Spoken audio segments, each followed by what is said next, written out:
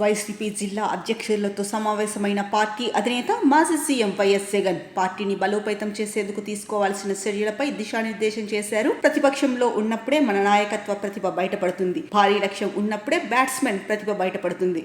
అప్పుడే ఆ బ్యాట్స్మెన్ ప్రజలకు ఇష్టడవుతాడు. ఇది కూడా అంతే. ప్రతిపక్షంలో ఉన్నప్పుడు మనం చేసే పనుల వల్ల మనం ఎలివేట్ అవుతాం. ప్రజల దగ్గర పార్టీలోనూ గౌరవం పెరుగుతుంది, ఇమేజ్ పెరుగుతుంది. మన పనితీరు వల్లే మనం మన్ననలు పొందగలుగుతాం. అందరూ ధోనీలా తయారు కావాలి అంటూ సూచించారు వైఎస్ జగన్. జిల్లాలో ఏం జరిగినా మీరు ప్రజల తరఫున నిలబడాలి అంటూ పిలుపునిచ్చారు జగన్. ఇక కార్యక్రమాలు చురుగ్గా చేయాలి, ఆయా కార్యక్రమాల్లో పాల్గొనాలి, ప్రజా వ్యతిరేక అంశాల మీద గట్టిగా పోరాటం చేయాలి. లేదంటే పార్టీ పరంగా మన అవకాశాలను కోల్పోయినట్టే. బాధితులకు మనం అండగా ఉండాలి. మనమంతా రాజకీయ నాయకులం. మన జీవితాలను రాజకీయాల కోసం పెట్టామనే విషయం మర్చిపోవద్దు. ఎట్టి పరిస్థితుల్లోనూ మనం వెనకడుగు వేయకూడదు. ప్రతిపక్షంగా మనకు వచ్చిన అవకాశాలను వదిలిపెట్టకూడదని స్పష్టం చేశారు.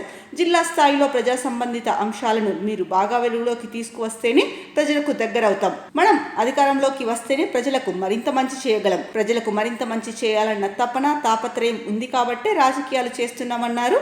నాన్నగారు చనిపోయిన తర్వాత ప్రతి ఇంట్లో నా ఫోటో ఉండాలనుకున్నాను కాబట్టే నేను రాజకీయాలు చేస్తున్నాను. అలాగే ప్రతి జిల్లాలో మీ సేవల గురించి మాట్లాడుకోవాలి. పార్టీ పరంగా నిర్మాణాన్ని వీలైనంత త్వరగా పూర్తి చేయాలని దిశానిర్దేశం చేశారు వైఎస్ జగన్.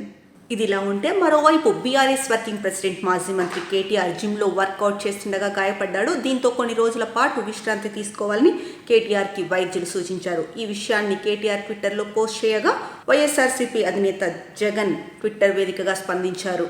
కేటీఆర్ త్వరగా కోలుకోవాలని కోరుకుంటున్నారని జగన్ పోస్ట్ చేశారు.